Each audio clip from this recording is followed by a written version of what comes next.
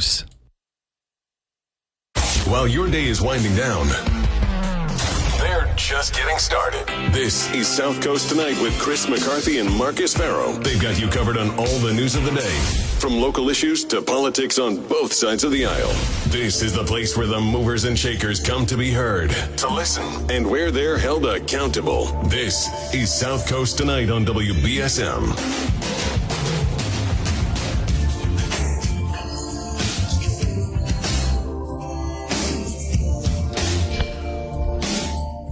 Welcome to South Coast Tonight. I'm Marcus.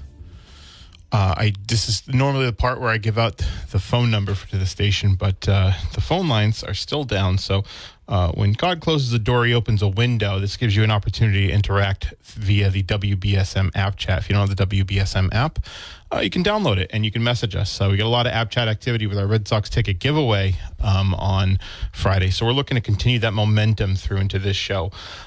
We've got a good show ahead for you. At 8 o'clock, we have a candidate for office that's going to make an announcement here with us on South Coast Tonight. And we'll also be talking about some other stuff and taking your app chat messages on the WBSM app. But first, we're joined by Ben Berke. He's the South Coast Bureau Chief at Providence's NPR, also known as the Public's Radio. Ben, how are you? I'm good, Marcus. How you doing? I'm well, thanks. Thanks for joining me. So you broke a story this week, I think a fairly big one, about a local company called Eastern Fisheries. Can you give us a little bit of background on that? Sure. Is my mic on?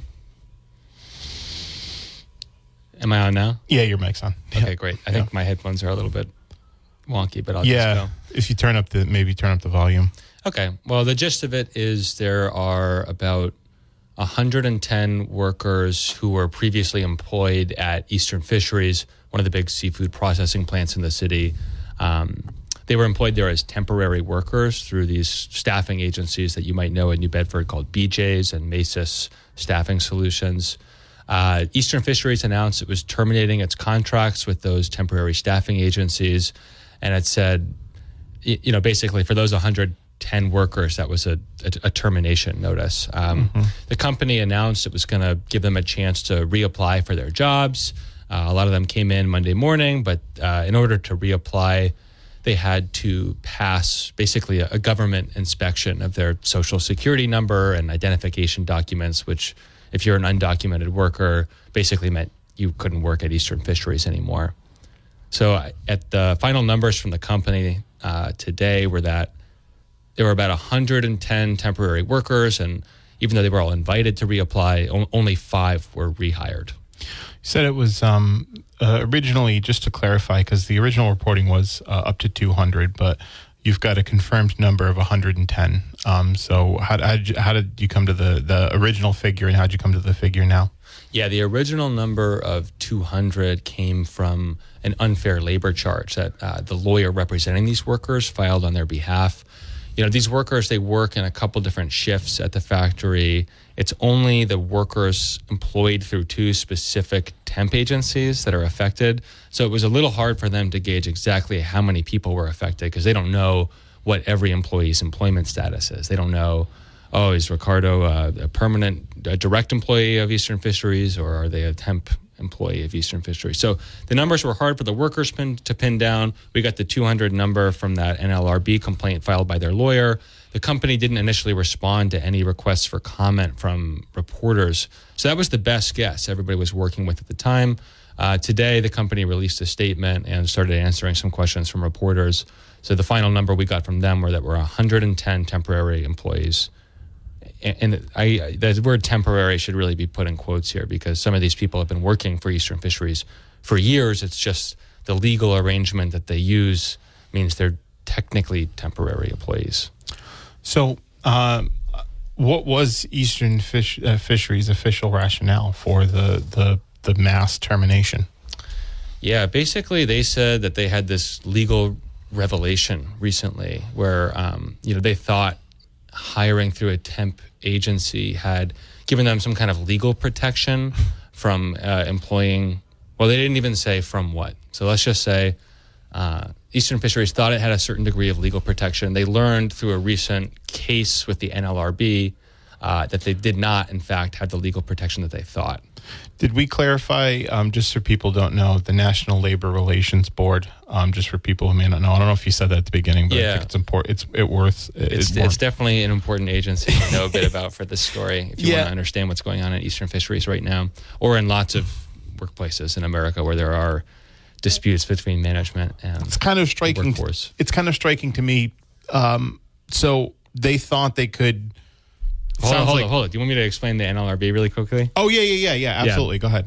So it's a federal agency that basically, and it's almost like a law enforcement agency for the workplace. It's not OSHA. They're not checking for like safety violations like OSHA. What they're doing is that they're making sure that employers are following laws about what workers have a right to do in the workplace. So, workers have a right to unionize. They have a right to organize and ask for better pay and working conditions. And employers sometimes violate these laws by firing people for protected activity. The NLRB, one very important function of this federal agency is that workers can file complaints and say, hey, my employer is violating my rights here. Can you come investigate this? And, if the NLRB decides that a violation really has occurred, they can take certain punitive measures against the employer. Sometimes they can have an employee reinstated. They can order the employer to pay back pay to somebody who is wrongfully terminated. They can fine the company. So it's kind of striking to me. It seems as though there were certain things they thought they could get away with. Essentially, that's the term I'm using. Get away with because someone wasn't hired through a temp agency rather than being their own hired as an employee through their own hiring process. Is that more or less? They had, I would say, a legally sound level of deniability. Like they could totally truthfully say, we do not know whether or not our workers are documented or undocumented because that's simply not a question we ask. The hiring is done by a completely different company with different managers. So they really it's an arrangement that truthfully gives Eastern Fisheries less awareness of who exactly is working for them and where they come from and what their legal status is. In that recent case, they had discovered that either their temp agency employees basically get the same treatment as employees that they hired themselves. Is that more or less correct? The temp agency employees get the same treatment as the direct employees? Yeah. That's a little hard for me to pin down. I've heard kind of differing things. There are some workers I interviewed who felt that undocumented workers are treated differently. They're given different work assignments. This is what the workers say. I haven't confirmed that yet, so perhaps I shouldn't be sharing it as if it's an undisputed fact because it's not. So, the workers don't feel this way though. They don't. It's the title of your first story. It's clear vengeance. That's how they feel. Why do they feel like there's been this mass sort of termination and quote opportunity for rehire? Yeah. So for a couple years now, there's been a group called the Centro Comunitario de Trabajadores, CCT. That basically means like the Workers Center. Workers Community Center. Yeah, it's a storefront. It's located inside a storefront in the north end of New Bedford on Acushnet Ave, and they've been working for several years with workers at a bunch of different fish processing plants in New Bedford to try and get employers to adopt a unified code of conduct, which is basically like a standard for how fish processing workers should be treated. So these meetings have been happening with Eastern Fisheries workers and the CCT, these labor activists in New Bedford. As time went on, some employees at Eastern Fisheries had more specific complaints about how Eastern Fisheries was as a workplace, and they brought those up quite a while back, a year or two ago, to Roy Enixon, the president of the company, in a letter. And as time went on, they were speaking with some workers were speaking with supervisors about their complaints about how things were going on in the workplace. One of those workers, Ruth Castro, was fired, and she filed a complaint with the NLRB. The NLRB found that she was wrongfully terminated She was reinstated to work. You know what? Hold on. Let me just hold on one sec there. Sure. Actually, the company reached a settlement in which the company itself admitted that they had wrongfully terminated Ruth. They agreed to pay her back pay and rehire her. As soon as she got back, these terminations were going to take effect like 2 weeks later. So a lot of workers connected these events, right? The terminations. Well, they had to post it too, right? They did, yeah. So a lot of workers connected these events, these mass terminations with a worker who had recently been fired for organizing and other organizing that they had been doing in the winter and spring to get Ruth rehired and demand her return to work. How many employees thus far, because you have a new story out on this, how many employees thus far have been rehired through this process? Right. So there were 110 temporary workers who lost their contracts this week, and only 5 have been rehired directly with the company. Only 5. Wow. So that's about 105 people who either picked up other jobs or are now out of work in response to this letter they got from Eastern Fisheries telling them to either reapply for a job or get lost. So we're speaking with Ben Berke. He's with Providence's NPR, also known as the Public's Radio. You can find his work at thepublicsradio.org. That 105 employees that either are seeking employment elsewhere or have not been given the opportunity to work at the Eastern Fisheries plant, but you said some of them have been excluded from this process because they are undocumented workers, essentially, because of the process in which you have to get rehired. Right, and it's going to be impossible for me to determine exactly how many of these 105 workers are undocumented for obvious reasons. Mm-hmm. A lot of people don't want to disclose that, but the gist of it is, these 105 people theoretically had a chance to reapply for work at Eastern Fisheries. To do so, they had to go to this website called everify.gov, which is basically an instantaneous way of checking if you have a real social security number associated with your legal name. Okay. And so if you are undocumented, you don't have that. Well, so if this plant staffed 110 employees in these positions, they've only hired 5 back. Is there any idea out there of how they're restaffing their plant? I didn't get any statement from the company on this. Yeah. I spoke with a few workers from Eastern Fisheries who have just been terminated, and they said, like, during their last days at work, they started seeing some new faces. They were asking, where are you from? How did you get this job? And they weren't really getting clear answers. So it's hard to say right now. I think the impression of the aggrieved workers here is that Eastern Fisheries has perhaps used a new temp service called Empire to staff these open positions, but it's not something that the company admitted in any statements. Is there anything? I think it's a pretty big deal when you lose that many jobs at once in this area, especially in an industry like fishing that's so central to the local economy. Is there anything that we missed that anything that we didn't cover in this conversation? I think one thing that I'm still interested in reporting further is the implication for other fish houses in New Bedford. Yeah. Eastern Fisheries claims it's basically been caught off guard that the NLRB considers them a joint employer of these fish processing workers. They used a temp agency to hire them, so they felt we're not really their employer. But the NLRB is saying, no, you are their employer. And so Eastern Fisheries claims this is a surprise to them. It's possible that other fish houses don't realize that they could be held legally liable for things that are going on with these workers. They want people to do work for them, but they don't want them to be their employee. Legally. That's correct. That sure is something. So we're speaking with Ben Berke. He's the Providence's NPR, also known as the Public's Radio. Ben, I appreciate you joining me this evening. Is there anything else that we didn't add, and where can people go to learn more about your work?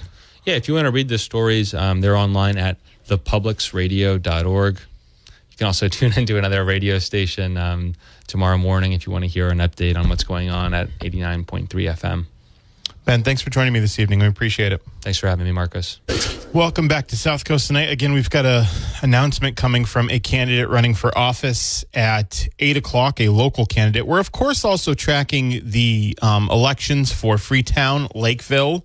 There's a school committee election there that's hotly contested due to Kayla Churchill's candidacy, who's, made quite a fuss since entering the race. And so we're gonna be tracking that to see what the turnout of that election. We're also going to be following the Fairhaven elections. There's contested elections for planning board. There's contested elections for...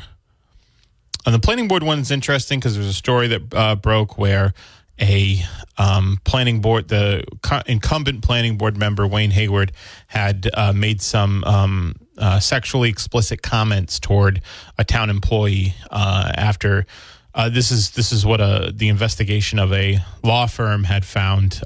Investigation was commissioned by the town, and Mr. Hayward denies it, but he had said he is alleged to have said when he asked an employee to grab a file and she bent over to get the file, he's alleged to have said something to the effect of, I finally got so-and-so on their knees.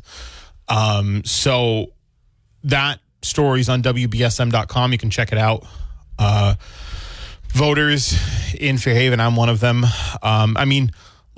Look, you can, make your own judgments on that situation.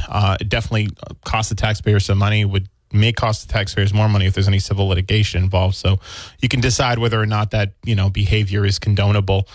There were two other options. If you got a half hour, you can mull that over. If you haven't made it to the polls, you got a half hour, you can mull that over if you want, whether or not you think a person like that should be writing policy. But also there isn't a contested select board election, so Keith Sylvia and Charlie Murphy will serve a 3-year term on the select board, each of them. They were once opponents, Keith and Charlie. Keith had actually beaten Charlie a couple of years ago, back in 2020. I believe it was 2020. Yeah, it was 3 years ago, back in 2020, to get his seat. And then, became a 5-person select board. Charlie ran again, earned a seat on the board. Now it looks like they're both being sent for full 3-year terms now that they have been...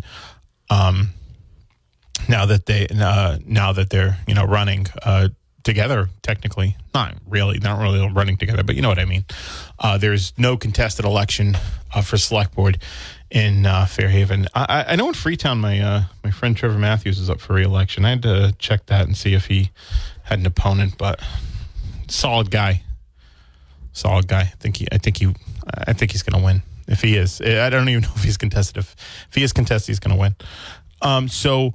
But also in Fairhaven is the school committee race. So that one is it's a tough call, that race. That's a tough call because you've got Laura Gardner, who we had on. She's fantastic. Stephanie Pickup, also a fantastic candidate. Brian Monroe, obviously very experienced. They're just... So we didn't get a chance to talk to Brenda Lee Smith. She didn't get back to us in time, unfortunately, for us to be able to schedule an interview with her. But I just know the three of those candidates, and I've heard good things about Brenda Lee Smith. I just, like I said, we didn't have a chance. Chris and I didn't have a chance to talk to her like we did the other candidates. But just for two spots, you just got it's a really tough choice for a voter to make. You had to go in and make a tough choice today. I did too. I went earlier today. I went to the rec center. I kind of like that everything's centralized at the rec center now. I think it's a lot easier, makes a lot more sense, and the way they do it over there is pretty good. You have, each precinct 1, 2, 3, and 4. Big signage there. So if you know your precinct, you can just walk up there, go vote and all that. So pretty good. pretty good setup. I like it there. Plus, you get to see all the candidates out there, holding signs, and people working for the candidates holding signs. So really cool. Again, a hotly contested school committee election, hotly contested planning board election. You can sort of figure out who, I guess, if you got to make that choice now, you got another half hour, so you can figure that out, I guess. But there's some podcasts on WBSM.com. Probably a little bit too late to listen to those if you're trying to decide. But if you just want to, maybe whoever wins tonight, you can hear them and you can get to know your next or continuing school committee member a little bit better. Because Chris and I definitely enjoyed talking to the candidates. Tomorrow's Dartmouth, and we'll get more into that tomorrow for Dartmouth School Committee. We talked to 3 candidates out of 5 in that race as well. Again, we reached out to everybody. Some people don't get back. Some people do. Some people don't get back in time. It happens. I get it. So 508-996-0500 is how you can join.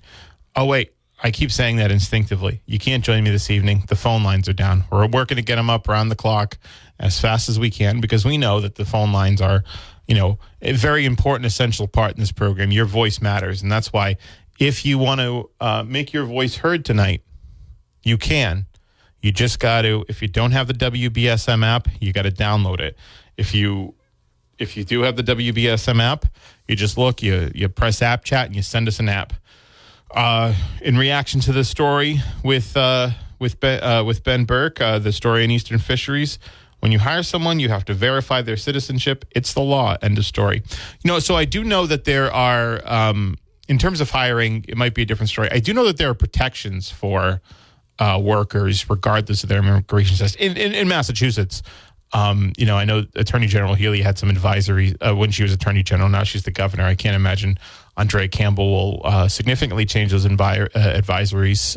But the basically saying undocumented workers are entitled to all of the same, once they're hired, entitled to all of the same rights that other,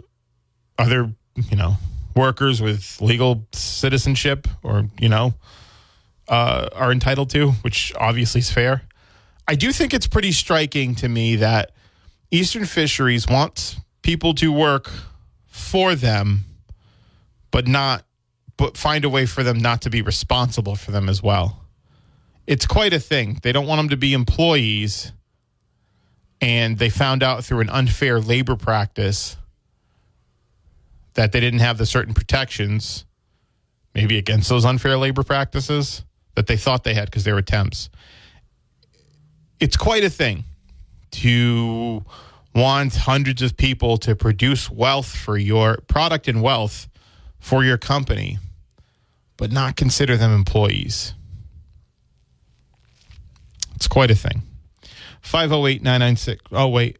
Can't. Sorry. You got to message us on the app chat. That's going to be instinctive. I'm going to keep saying this, but you can't call in, unfortunately, tonight.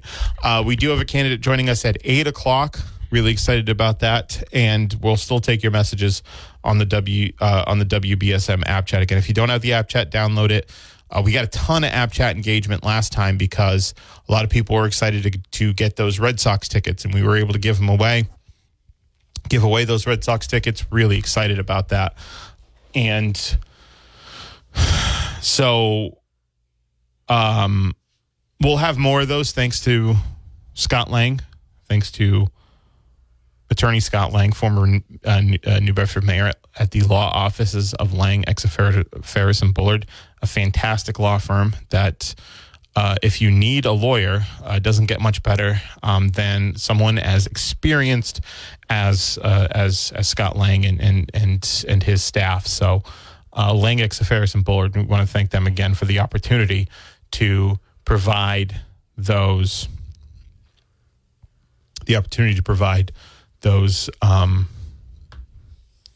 tickets. And there'll be more. If you like the Red Sox. So, again, we're taking your messages on the app chat tonight. We got another candidate calling in.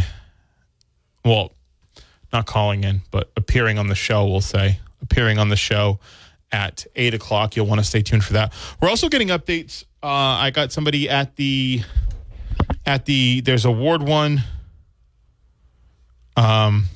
There is a Ward 1 meeting, a Ward 1 neighborhood meeting up in New Bedford today. They have, there's about 30 people there. Councillor Burgo presenting his ideas behind the rent stabilization question. There's a lot of people asking questions. Lisa White is also there. I think she's speaking as well. Lisa White, former city council candidate, maybe city council candidate this year. And, Lisa's a well-known landlord in the city. So she's talking about that. So there are people from the Greater New Bedford Landlord Association. It's a very spirited discussion. Some landlords appear to think rent stabilization aren't as bad isn't it as bad as they initially thought it was. Others are just as irritated as it was before. And I guess Lisa White is speaking. So we got another app chat. Employers are not allowed to hire undocumented immigrants. However, landlords cannot deny undocumented immigrants. So how as a landlord do you verify employment? I mean, here's the thing. If you're I know, I'm not sure in the specific laws on hiring undocumented workers in Massachusetts. I do know that you're not allowed to knowingly, as a matter of federal law, you're not allowed to knowingly hire an undocumented immigrant. Maybe you hire one unknowingly. And if you do, they are provided with the same protections that anybody else is. So you can't hire somebody if if it's possible to do that. So how as a landlord do you verify employment? How do you verify? What do you mean how you verify employment? I mean, you look at a pay. How do you normally verify employment?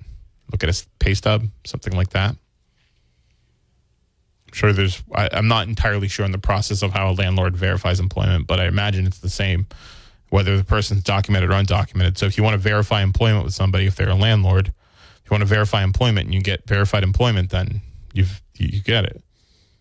So, we are. Wow, this is interesting.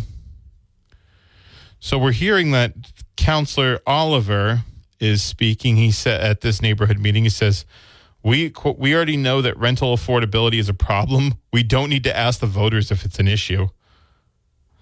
Well, he did vote against the rent stabilization ballot question. So that actually does make sense. That actually does make sense. He voted against the rent and stabilization ballot question. Initially, he was the one vote against it. Councillor Abreu said he'd be another vote against it. He wasn't at the meeting. His grandmother had passed. So he did say afterwards that he'll vote against the veto override. There's also the CPA question. He said he'd vote against as well. He'd vote against the override on the CPA question. And he'd vote against the override in the 4-year term. So we're still getting updates on that. I do appreciate any updates. If you're, I guess if you're at the meeting, you're probably not. Maybe you're listening. Maybe if you're at the meeting or if you're at any meeting, you can listen to South Coast Tonight on the WBSM app. And if you have the app, you can also message. That is the way to interact with us tonight because we don't have phones. Phones are down. I'm looking at it right now. Just completely blank. Doesn't work. All right, I got to take a break. Listen to us live anywhere in the world on the WBSM app. 300. 1 in 4 Americans have a disability. I'm one of them. I'm also a working mom who cares deeply about making sure every child with a disability thrives by getting their access needs met. We've got a trusted ally by our side. Easter Seals provides children and families the foundation for lifelong success through early learning programs, skills training, and prep for college and career. That's my Easter Seals. Make it yours. Join us at easterseals.com. I wanted to quit for so long, but I didn't know where to start. I was afraid of what people would think, but then I found the right support to start my recovery journey. I found a path that worked for me.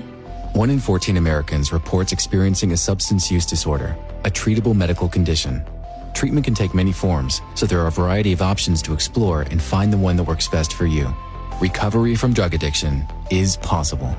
Visit cdc.gov/stopoverdose to learn more about the various paths to recovery. Children are placed in foster care through no fault of their own. Because of abuse or neglect, it's heartbreaking. We were just left in a hotel.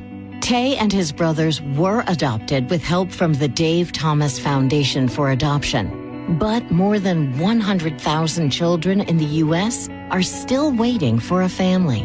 Now that I'm adopted, I can focus on being a kid. Learn how you can help at davethomasfoundation.org. Marcus McCarthy. South Coast Tonight is the place to react to all of the day's news and where they make some news of their own. Back to the talk now on WBSM. Welcome back to the show. I'm Marcus. So I wanted to, if you get, so a couple of things actually. So you got the announcement for a major city council, major announcement for a candidate running for New Bedford City Council. You're going to want to stay tuned for that. That's at 8 o'clock. But by the way, tomorrow is going to be a good show as well, because we're going to be joined by, and I'm reading your app chat messages, Robert Cabral. Marcus, you cannot hire with anyone without filing a W-2 and verifying citizenship via documentation. If as an employer, I hire when I get fined. Right. I'm just saying, I understand. I was just saying, if there is an undocumented worker working for you for however that happens, they're still entitled to legal protections per the Attorney General's guidelines in Massachusetts. That's what I was saying. I understand. I appreciate the clarity on that, Robert Cabral. You can keep, if you want, you guys want to app chat, please do. That is the way you can interact with the programming today. But by the way, we've got a candidate running for city council. You're going to want to hear this at 8 o'clock. And then tomorrow, I have a special guest host, former Bristol County Sheriff Tom Hodgson. He's going to be guest hosting with me tomorrow. I'm really looking forward to it. Tomorrow is obviously going to be a major day in American history where a former president will be arrested. So I thought it was important to have a recognizable Republican voice on the show with me to discuss that. And looking forward to talking with the former sheriff on Tuesday. So he's going to be in tomorrow. You know, we're really hoping the phone lines can be restored by then. If not, then you can app chat us. You can app chat, send your app chats into the sheriff. We'll read them and we'll react to them. So we're hearing...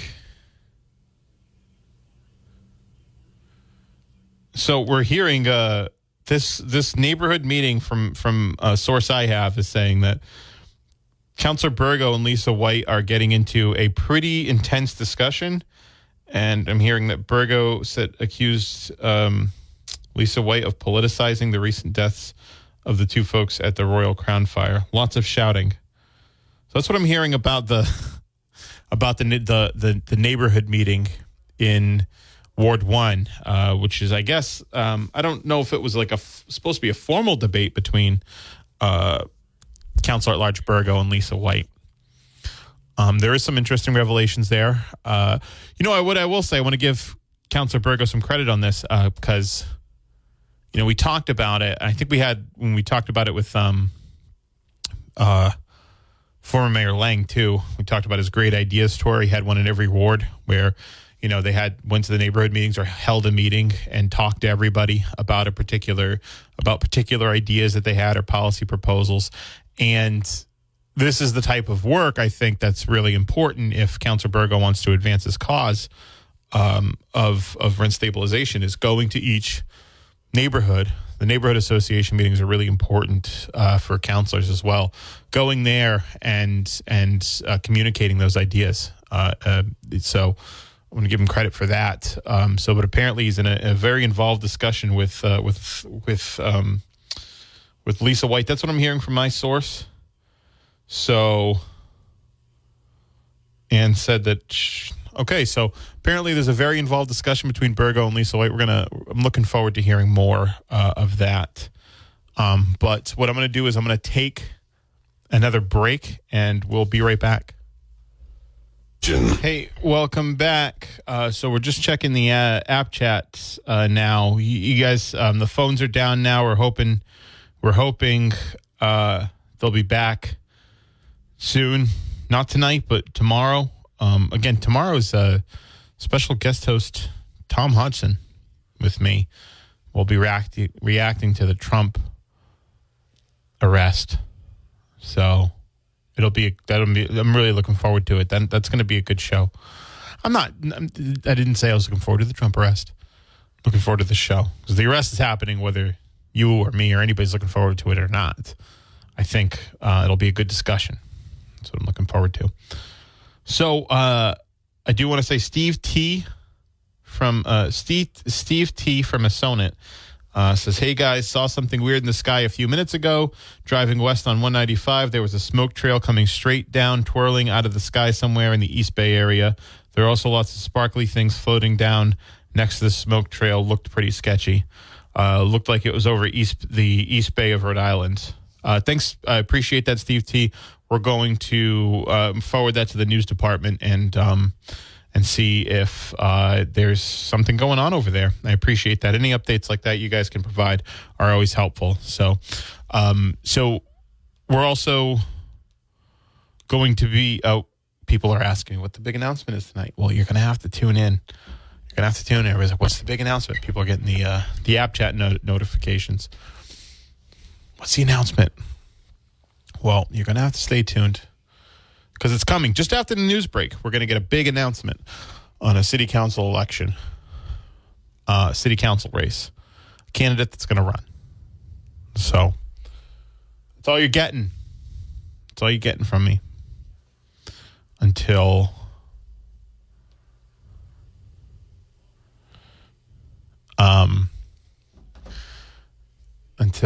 the news.